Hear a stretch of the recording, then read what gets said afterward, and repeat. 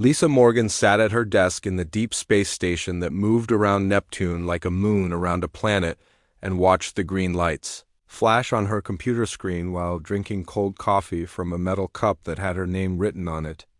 in black letters. The station was quiet at this time of night because most people were sleeping in their small rooms with gray walls and tiny windows that showed the cold darkness of space outside where no sound could travel and only stars gave light to see anything at all. She had been working for 6 hours straight, checking signals from cargo ships that carried food and supplies between Earth and the colonies on Mars and the mining stations in the asteroid belt where men and women dug metal and rocks from floating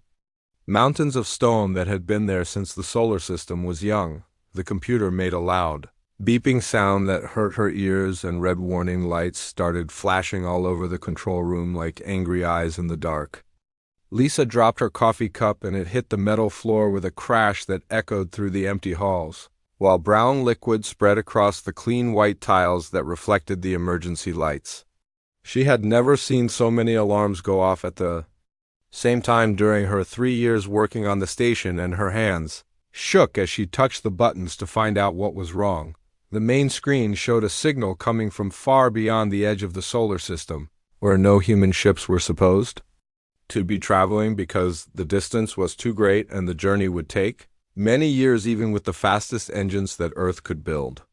The signal was using old emergency codes that had not been heard for more than 200 years since the early days when humans first learned to travel between planets and did not know what dangers might be waiting in the black emptiness between worlds. Commander Jake Peterson heard the alarms from his office where he had been reading reports about supply deliveries and crew schedules, and ran through the metal corridors with his boots making loud sounds on the floor while emergency lights painted red streaks on the walls. He was a tall man with gray hair and tired eyes who had spent 20 years in space watching over the outer edge of human territory, where strange things sometimes happened and ships sometimes disappeared without sending any messages back to Earth. Lisa was working fast with her fingers flying over the keyboard when Peterson reached the communications room and saw her face pale in the glow of the computer screens. The signal was weak and full of static noise, but she was slowly cleaning it up and making it stronger so they could hear what someone was trying to tell them from the cold darkness beyond Pluto, where the sun was just another star in the sky. The voice that came through the speakers was tired and scared, but Peterson recognized it immediately, even though he had not heard it for 15 years since the day when Captain Helen Brooks and her crew had left Earth on the exploration ship Terra Nova to find new worlds around other stars. Everyone thought they were dead because no messages had come back and space was full of dangers that could destroy a ship without warning. Helen Brooks spoke through the static and told them that she had escaped from alien captors who had held her and her crew prisoner for many years while they learned about human technology and the location of Earth. The aliens called themselves the Zephyrian Empire, and they ruled over many star systems with iron fists and powerful weapons that could turn planets into burning rocks floating in space. They had been watching Earth from far away, and now they were coming with a great fleet of warships to take everything that humans had built. Peterson felt his blood turn cold as he listened to Brooks describe the alien ships that were bigger than anything Earth had ever built and carried weapons that shot beams of pure energy hot enough to melt mountains. The Zephyrian Empire had conquered dozens of worlds and enslaved or destroyed every species that tried to fight against them. They thought humans would be easy to defeat because Earth was far from other civilizations and had no allies to help in a war. Brooks had managed to steal a small ship and escape, while the aliens were preparing their invasion fleet, but she could not return to Earth because the journey would take too long and the aliens would arrive first. She had only enough fuel and supplies to reach the edge of the solar system, where her ship was now drifting powerless in the cold, while she used the last of her energy to send this warning message to anyone who might be listening. The message included detailed information about alien ship designs and weapon systems that Brooks had memorized during her years as a prisoner. She had pretended to cooperate with her captors while secretly studying their technology and military tactics so she could help Earth prepare for the coming attack. The aliens were strong, but they always used the same battle plans and never expected their enemies to fight back with tricks and surprises. Lisa recorded every word of the transmission while Peterson sent emergency signals to Earth Defense Command, where Admiral Susan Carter would need to hear this news immediately. The alien fleet would reach Earth in 6 months, and humanity would need every day of that time to prepare for the greatest battle in human history. Brooks' voice grew weaker as her ship systems failed one by one, but she kept talking until the very end when the signal cut out and left only silence. She had given everything to warn Earth about the coming danger, and now it was up to others to use her sacrifice to save the human race from destruction. Peterson stood in the quiet room looking at the dead communication screen and knew that everything was about to change for humanity forever. Admiral Susan Carter stood in the war room, deep beneath the city of Geneva, where thick concrete walls and steel doors kept the most important secrets of Earth defense command safe from any attack that might come from above. The room was filled with computers and screens that showed every human ship and station in the solar system as small dots of light, moving through the darkness like fireflies in a summer night. She had been awake for 36 hours since the warning message arrived from the Neptune station, and her eyes burned from staring at reports and battle plans. While drinking coffee that tasted like metal and made her hands shake, General Paul Martinez sat at a table covered with papers and maps while he talked on 3 different communication devices at the same time to commanders on Earth and Mars and the Moon, who were all trying to move soldiers and weapons and supplies to places where they might be needed when the aliens arrived. He was a short man with dark skin and a loud voice who had fought in the Mars colony wars when rebels tried to break away from Earth and declare independence 15 years ago. Fleet Admiral Ryan Collins walked back and forth across the room like a caged animal while he counted ships and crews and weapons on his portable computer that showed him everything the human fleet could bring to battle against the Zephyrian Empire. The numbers were not good because most of Earth military was designed to fight other humans in small conflicts between planets and colonies, not to defend against an alien invasion force that had conquered star systems across the galaxy. The biggest ships in the human fleet were the Titan-class battleships that had been built during the Mars Wars when Earth needed powerful weapons to break through rebel defenses and force the colonies to surrender. Captain Alex Turner commanded the AZ Vengeance, which was almost 1 kilometer long and carried plasma cannons that could melt through asteroid-sized targets and kinetic weapons that shot metal slugs at incredible speeds to punch holes through the thickest armor that human engineers could design. Captain Nina Walsh led the crew of the EDS Retribution, which was the sister ship of the Vengeance and just as deadly in battle with its heavy weapons and thick armor plating that could survive direct hits from nuclear missiles. Both ships had been in dry dock getting new equipment and repairs when the warning message arrived, but now hundreds of workers were installing upgrades and loading ammunition around the clock to get them ready for war.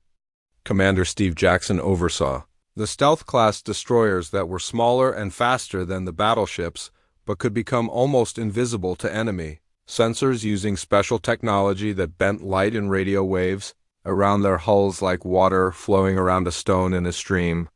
His ship, the EDS Shadow, had earned a reputation during the asteroid belt conflicts, when pirates and smugglers tried to attack cargo convoys carrying supplies between Earth and the outer colonies. Dr. Patricia Lee worked in her laboratory surrounded by alien technology data that Captain Brooks had included in her warning message and tried to understand how Zephyrian weapons and shields functioned so Earth could build defenses against them or find weaknesses to exploit in battle. She had not slept for 2 days, and her white lab coat was stained with coffee and food while she studied energy patterns and molecular structures that were completely different from anything human science had discovered. Her team of scientists and engineers worked at computer terminals and testing machines that hummed and sparked as they analyzed the alien information and tried to build new weapons based on what they learned. The breakthrough came when they discovered that Zephyrian shields operated on specific electromagnetic frequencies that could be disrupted if human weapons were modified to produce the right kind of energy pulses. Captain Danny Rodriguez prepared the carrier ships that would transport Earth, fighter squadrons into battle against the alien fleet, and knew that his pilots would need every advantage they could get because Zephyrian ships were much larger and more powerful than anything humans had built. The F-99 interceptors were small and fast, but their weapons were designed to fight other human ships, not alien dreadnoughts with armor and shields that could resist nuclear explosions. Lieutenant Amy Clark and Lieutenant Tony Green led squadrons of young pilots who had trained for years to fly the dangerous missions that kept space lanes safe from pirates and asteroids, but had never faced an enemy like the Zephyrian Empire. They spent hours in flight simulators learning new tactics and testing weapons modifications, while mechanics worked on their ships to install the electromagnetic pulse generators that Dr. Lee's team had designed. The mobilization order went out to every human settlement in the solar system, and within hours, ships began moving toward Earth from Mars and the asteroid belt and the outer colonies where families had built new homes among the stars. Cargo vessels were converted into troop transports, while mining ships had weapons installed to turn them into improvised warships. That could at least slow down the alien advance. Admiral Carter knew that humanity was facing the greatest threat in its history, and that conventional military thinking would not be enough to defeat an empire that had conquered dozens of worlds. Earth's reputation among alien species was something she had only learned about from Captain Brooks' message, but apparently humans were already known across the galaxy as unpredictable and dangerous fighters, who used tactics that no civilized species would consider. Collins finished his calculations and reported that Earth could field nearly 200 warships of various sizes along with thousands of fighters and support vessels, but the Zephyrian fleet was expected to have more than 300 ships, including massive dreadnoughts that were larger than anything in human space. The only hope was to use surprise and cunning to defeat a numerically superior enemy, just as humans had done in wars throughout their history on Earth. The long-range sensor arrays that Earth had built beyond Pluto to watch for asteroids and comets that might threaten the inner planets suddenly detected something much more dangerous than rocks and ice moving through the cold darkness between stars. Captain LeVar Bell sat in the command center of the reconnaissance ship EDGZ Scout and watched her screens fill with red warning symbols as hundreds of massive objects appeared at the edge of the solar system, moving in perfect formation like a school of deadly fish swimming through an ocean of black water. The Zephyrian fleet had arrived exactly when Captain Brooks had predicted, and their ships were even larger and more numerous than the intelligence reports had suggested. The alien dreadnoughts were 3 times bigger than Earth, biggest battleships, and moved through space with grace and power that spoke of technology far beyond anything humans had achieved after centuries of space travel and engineering advancement. Bell transmitted detailed scans back to Earth Defense Command, where Admiral Carter and her staff studied the enemy formation and felt their hopes growing smaller with each new piece of information that arrived. The alien fleet consisted of over 300 vessels, including command ships that bristled with weapon systems and communication arrays that could coordinate attacks across vast distances with perfect timing and precision. Fleet Admiral Collins realized that his carefully planned defensive strategy would fail against such overwhelming force, and that humanity would need to abandon conventional tactics if they wanted to survive the next few days. The Zephyrian ships moved in textbook formations that military academies across the galaxy probably studied as examples of perfect fleet coordination and discipline. However, the aliens also appeared to be following predictable patterns that suggested they had grown overconfident after centuries of easy victories against species that fought according to civilized rules of warfare. Every conquered world had probably tried to defend itself using standard military doctrine and been crushed by superior numbers and technology without ever forcing the Zephyrians to adapt or change their methods. Admiral Carter made the difficult decision to evacuate the outer colonies and pull all defensive forces back to create layered defenses around Earth and Mars, where the most important human populations and industrial facilities were located. Millions of civilians had to leave their homes and businesses and flee toward the inner solar system, while military Ships provided escort protection against any alien scouts that might try to attack the refugee convoys. Captain Jerry Stone led a squadron of destroyers that shepherded the evacuation ships through the asteroid belt where pirates and criminals had hidden bases among the floating rocks and metal debris left over from the formation of the solar system billions of years ago. His crews worked without rest to scan for threats and clear safe passage routes while families packed their most precious belongings into cargo containers and said goodbye to the worlds they had built with their own hands. The evacuation took 3 weeks, and during that time the Zephyrian fleet continued its steady advance toward the inner planets while Earth military forces took positions around strategic locations and waited for orders to begin the greatest battle in human history. Morale was low because everyone could see the sensor readings that showed how badly outnumbered they were, but discipline held firm because Earth had fought impossible odds before and somehow found ways to win. The psychological warfare began when the alien fleet reached Jupiter orbit and transmitted surrender demands on all human communication frequencies using perfect English that had probably been learned from captured prisoners over the years. High Commander Zektar appeared on screens throughout the solar system as a tall figure in ornate armor that gleamed like metal but moved like living tissue in ways that hurt human eyes to watch for too long. The alien commander spoke in a voice that sounded like wind blowing through dead leaves and offered humanity one chance to avoid complete destruction by submitting to Zephyrian rule and accepting slavery in exchange for their lives. He had studied human history and psychology and tried to break Earth morale by comparing their situation to various terrestrial conflicts where outnumbered defenders had been slaughtered by superior forces. Zektar described in detail what would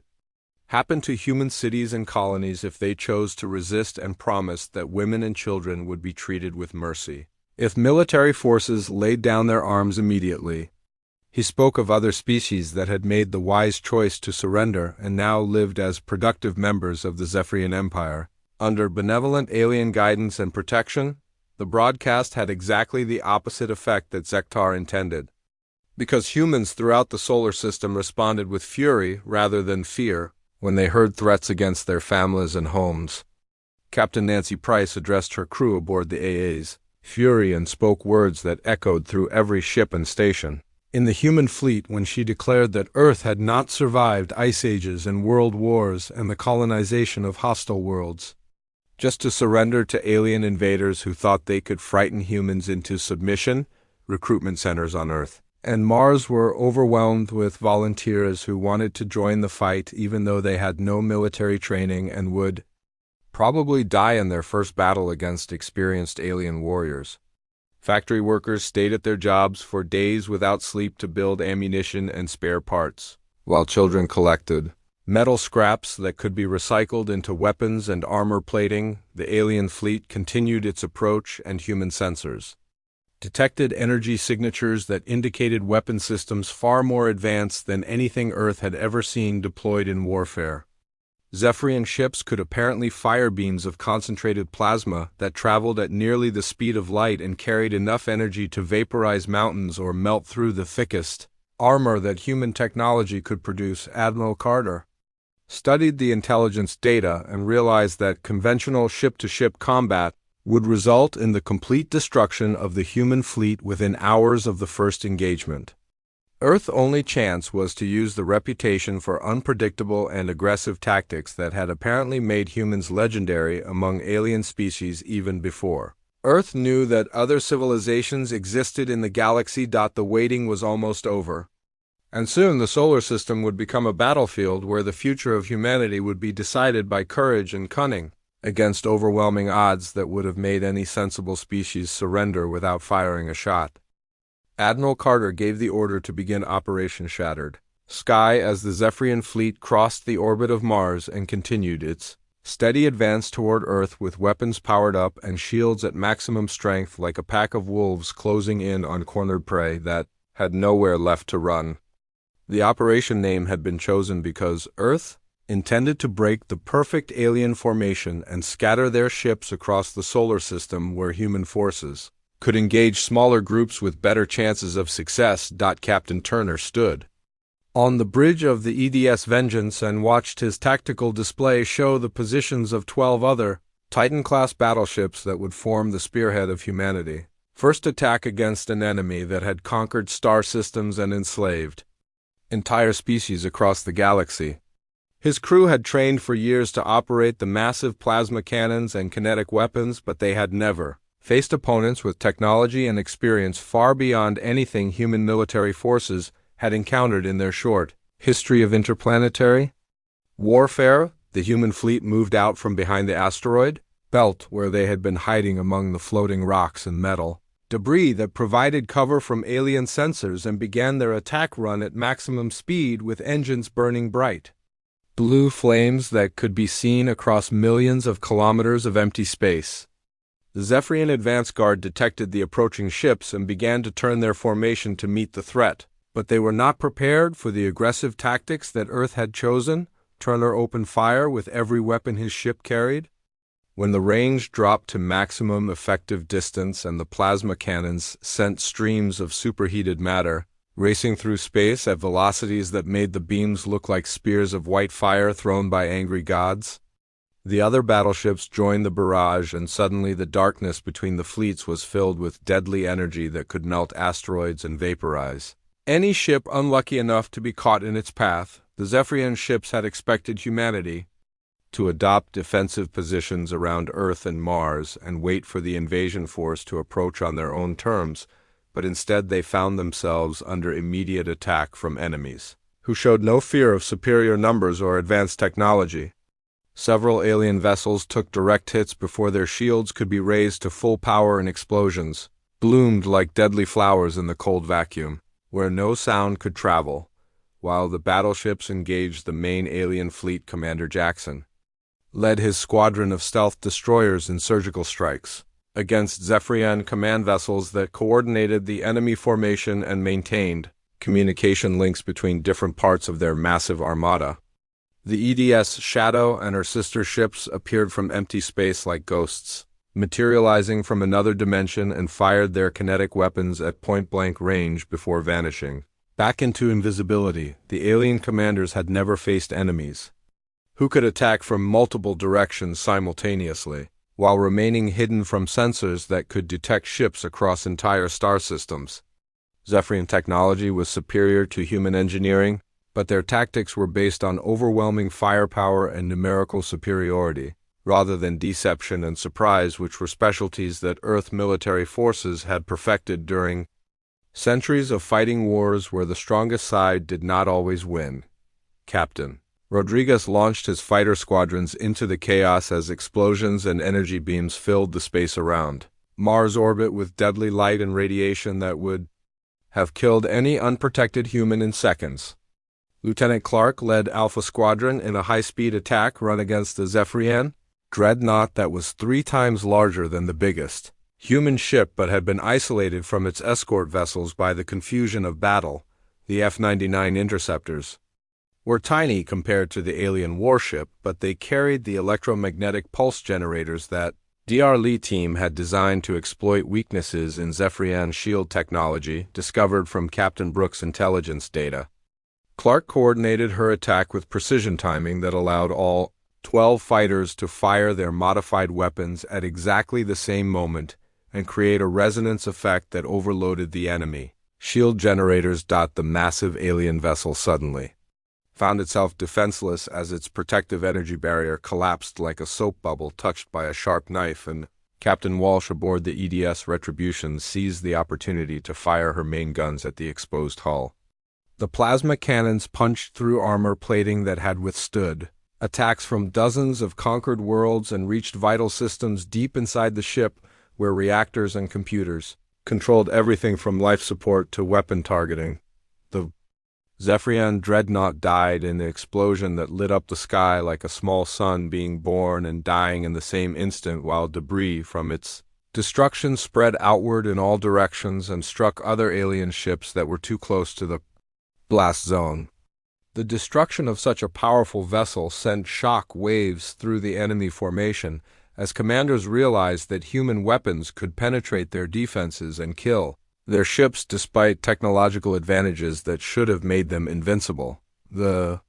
battle raged for 18 hours as both fleets maneuvered through the asteroid belt where human ships used the floating rocks as cover while Zephyrian vessels found their superior numbers becoming a liability in the confined space between orbiting chunks of metal and stone. Captain Stone led his destroyer squadron in hit-and-run attacks that herded groups of alien ships into kill zones where the battleship's heavy weapons could engage multiple targets. Simultaneously, Lieutenant Green took his squadron through a dangerous passage between two large asteroids and emerged behind a formation of Zephyrian cruisers that were focused on attacking the human battleships and did not see the fighters approaching from their blind spot.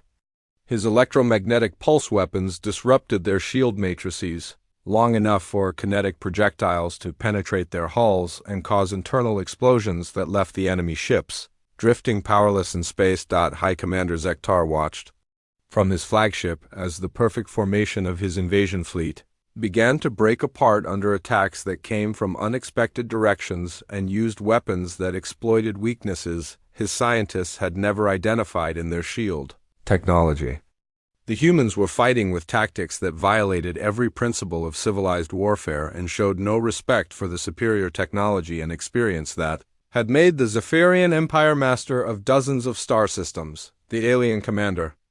began to realize that his forces had walked into a carefully planned trap designed by enemies who understood psychological warfare as well as advanced technology and were willing to sacrifice their own ships to achieve tactical advantages that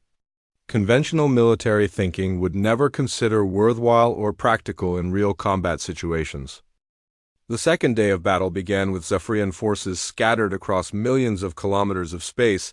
while human ships continued their relentless attacks using tactics that High Commander Zektar had never encountered in his long military career of conquering worlds and enslaving species throughout the galaxy. The alien fleet that had entered the solar system in perfect formation now looked like a broken puzzle with pieces floating in the darkness while Earth warships moved between them like hunters pursuing wounded prey through a forest of floating metal and rock. Zektar stood in his command center aboard the flagship that bore the scars of multiple hits from human plasma weapons and watched tactical displays that showed over 60% of his invasion force either destroyed or too damaged to continue fighting. His admirals and generals gathered around the central table where holographic images showed the current positions of both fleets and tried to understand how such a technologically inferior species had managed to turn the tide of battle so completely in their favor. The humans had not only anticipated every move the Zephyrian Empire would make but had turned the alien tactical doctrines against them by using aggressive attacks and surprise maneuvers that created chaos in what should have been an orderly conquest. Every advantage that the Empire had counted on, including superior numbers and advanced weapons, had been neutralized by an enemy that fought with calculated ferocity and showed no fear of death or defeat. Captain Bell aboard the EDS Scout detected thermal signatures indicating that the alien command vessel was attempting to retreat beyond Pluto orbit where it could escape to deep space and report back to the Zephyrian homeworlds about this unexpected defeat. Her reconnaissance ship transmitted targeting data to Admiral Carter, who immediately organized a strike force to pursue the fleeing flagship before it could disappear into the darkness between stars. Admiral Carter personally led the pursuit aboard the Ed's Vengeance along with Captain Walsh in the A's Retribution and 6 other battleships that had survived the brutal fighting around Mars with their weapons and engines still operational despite damage from alien energy beams that had melted armor plating and destroyed secondary systems throughout the human fleet. The chase would determine whether Earth could end this threat completely or face future invasions by an enemy that had learned from its mistakes. The alien flagship was larger and more heavily armed than any human vessel, but its engines had been damaged during the battle and it could not achieve the speed needed to escape from Earth's most powerful warships. Turner coordinated the attack as human plasma cannons opened fire at maximum range, while the Zephyrian ship responded with energy weapons that carved glowing lines through space and struck the human formation with enough force to vaporize smaller vessels. Captain Walsh maneuvered the EDS Retribution to attack from a different angle, while Turner kept the enemy attention focused on his ship and absorbed punishment from alien weapons that tested his armor plating to its absolute limits. The coordinated assault overwhelmed the flagship defensive systems, and critical hits began to penetrate its thick hull plating to reach vital components that controlled power distribution and weapon targeting. The alien command vessel suffered catastrophic damage to its primary reactor and began losing power throughout its massive structure, while emergency systems failed one by one and left entire sections of the ship dark and lifeless. Zektar realized that his flagship was dying around him and that the invasion he had planned so carefully was ending in complete disaster for the Zephyrian Empire. Surrender signals began broadcasting from alien ships throughout the solar system as commanders who had never experienced defeat found themselves facing total destruction at the hands of enemies they had expected to crush within hours of first contact. The humans had proven that superior technology meant nothing without the tactical flexibility and fighting spirit that Earth military forces had developed during centuries of warfare among themselves. Captain Brooks and the surviving crew members of the Terra Nova were rescued from a damaged Zephyrian vessel where they had been held prisoner since their ship was captured 15 years earlier during humanity's first attempt to reach another star system. Brooks looked older and thinner than when she had left Earth, but her eyes still burned with the determination that had driven her to escape alien captivity and warn humanity about the coming invasion. She admitted to Admiral Carter that even her intelligence reports had underestimated Earth military capabilities and that the reputation humans had earned among alien species throughout the galaxy was apparently well-deserved. The Zephyrian Empire had conquered dozens of worlds, but they had never faced an enemy that combined advanced technology with the unpredictable tactics and fierce determination that made Earth warships feared across known space. Admiral Carter stood on the bridge of her flagship and looked out at the aftermath of the greatest battle in human history, where debris from destroyed alien vessels drifted through space like metallic snow falling in slow motion through an atmosphere that did not exist. The victory had cost humanity dearly, with over 40 ships destroyed and thousands of crew members who would never return home to their families on Earth and Mars and the distant colonies. However, the sacrifice had proven that the human species would not be conquered easily, and that any alien empire foolish enough to threaten Earth would face the same fate as the Zephyrian invasion force. Word of this battle would spread throughout the galaxy faster than the speed of light as surviving aliens carried news of their defeat back to their homeworlds and warned other species about the deadly ships and crews that defended human space. The Zephyrian survivors, including High Commander Zektar, were granted safe passage home with a simple message that Earth's deadliest ships and most experienced crews remained ready for war and would respond to any future threats with the same tactics that had shattered the most powerful invasion force the galaxy had seen for centuries. The age of human expansion into the stars had begun, backed by military forces that had earned respect through victory against impossible odds. Admiral Carter addressed the assembled fleet as salvage operations began and repair crews worked to